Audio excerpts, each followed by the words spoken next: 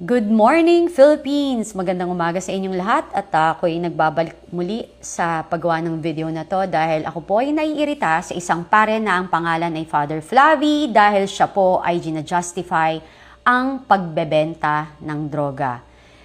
Nakakairita dahil nino-normalize niya na normal lang kapag mahirap ka or wala kang kakainin na magbenta ng droga.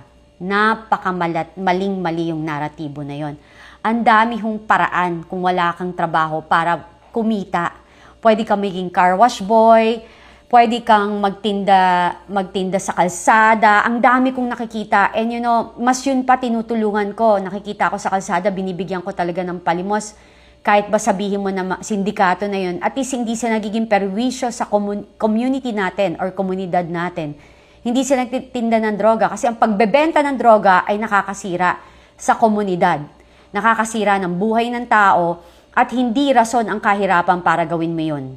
Sabihin ng iba dyan, lalo yung mga supporter ng addict or nagbebenta talaga ng droga, it's easy for me to say it.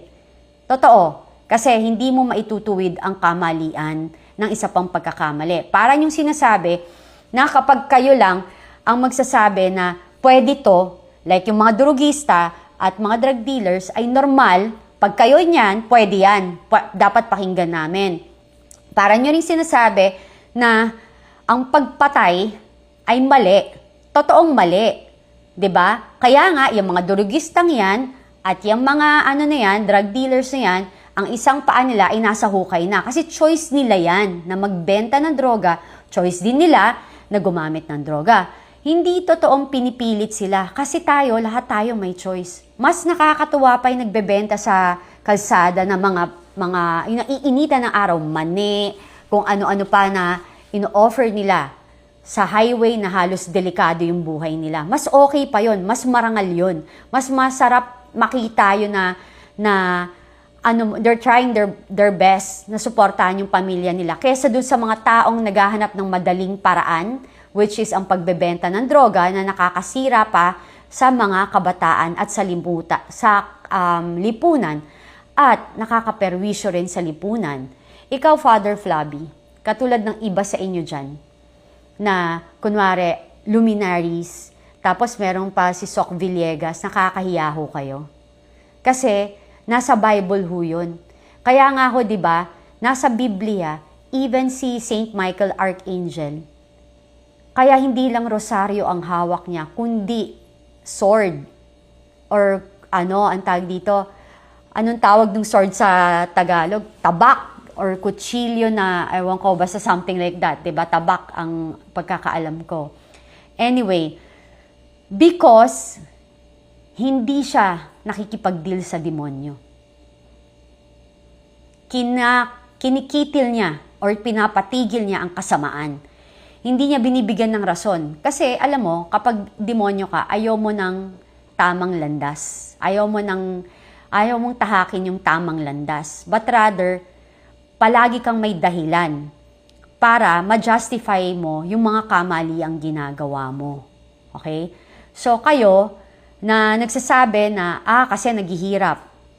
Naghihirap sila, kaya sila, kailangan nilang magkaroon na gumamit, magbenta ng droga, wala silang choice. Hindi totoo. Kasi ang pagiging drug dealer choice, matanda ka na, alam mo na yung ginagawa. Pag drug addict o paggamit ng droga, choice. Siguro sa umpisa, mapipilitan ka sa pakikisama, pero pag inulit mo, ikaw na yan. Ikaw na yan.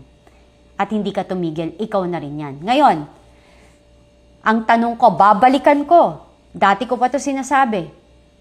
Yung biktima ho nila, yung mga drug addict na may kapitbahay na 2 taon, 5 taon, lola, tita mo, ate mo, pinasok lang yung bahay ng isang drug addict kasi gusto niyang gahasain. Gusto niyang nakawan. Gusto niyang perwisyuhin. Tama ba yon? Choice ba nila yon na maging biktima sila? Di ba hindi? Yung naglalakad sa kalsadang pauwi na isang ama na nagtitipid, hindi halos kumain ng kumpletong meal sa isang araw. Kasi nagtitipid siya at naglakad siya pauwi. Kasi yung perang hawak-hawak niya at kahit bagong sweldo pa lang siya, ay gusto niyang iuwi ng buo dahil gusto niyang ibigay sa pamilya niya dahil mahirap lang din sila. Titiisin niya yung kahirapan, yung pagod na maglakad pa uwi ng bahay kasi may pangangailangan ng pamilya niya sa pinagpaguran niyang pera. Pero anong ginawa? Hinarang ng isang adik at sinaksak. Pinatay dahil lang gusto pa nilang sundutin muli ang pagiging durugista nila. Choice ba niya yon? Yung isang ate at kuya na huminto sa pag-aaral para pag-aralin ang kanyang mga kapatid. Magtipid, binitiwan niya ang kinabukasan niya kasi may pananagutan siya na ang feeling niya, I am responsible kasi ako si kuya or si ate. Huminto silang mag-aral para pag-aralin yung mga bata nilang kapatid at tulungan nila ang magulang nila parehong may sakit, nanay at tatay or either na ulila, wala ng mga magulang. Nangangarap na mabigyan nila ng magandang kinabukasan ang mga kapatid nila kahit sila wala na. Pinatay ng adik. Choice ba nila yon? Di ba hindi? Yun kasi yun. Napaka-selective nyo. Very political ang atake nyo. Ang iniisip nyo lang, ang fino-float nyo palagi, yung EGK victim. Alam nyo, hindi ko sinabing tama ang pagpatay. Pero kung mamimili ako, between kung sino ang mamamatay, tao ako di ba?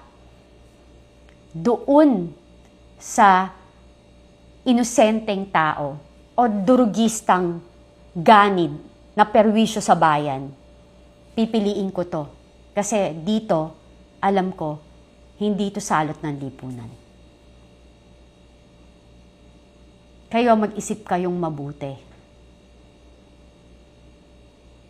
Yung ginagawa nyo, isa rin tong insulto sa institusyon ng mga men in uniform na nagpapakapagod na kitilin or labanan ang krimen sa ating bansa. Isa na dyan ang droga, drug dealing, and mga drug addict and drug user na mga kriminal. Imbis na itaas nyo ang moral, ibinababa nyo. Iniinsulto nyo rin yung mga napatay na mga drug dealers, na mga men in uniform na nagsasakripisyo para ipagtanggol ang ating bayan at kapwa nating Pilipino. Mahiya kayo. Mahiya kayo dahil kayo ang salot sa lipunan na nagkakatawang tao na kunwari ginagamit din ang pangalan ng Diyos. Alam mo, mas nakakahiya kasi pari pa kayo. Kaya ganito yung bansa natin. We tolerate those na talagang tunay na may sala. Pinababayaan natin na maghahasik ng kalagiman yung may mga tunay na may kasalanan. Tapos ang gagawin yung mali ang pagpatay sa mga kriminal na kaya nga tinawag na kriminal o perwisyo ng bayan dahil sila ang tunay na kriminal at namemerwisyo sa ating lipunan. Kakapal ng mukha nyo. We are only answerable to God, alam ko yan.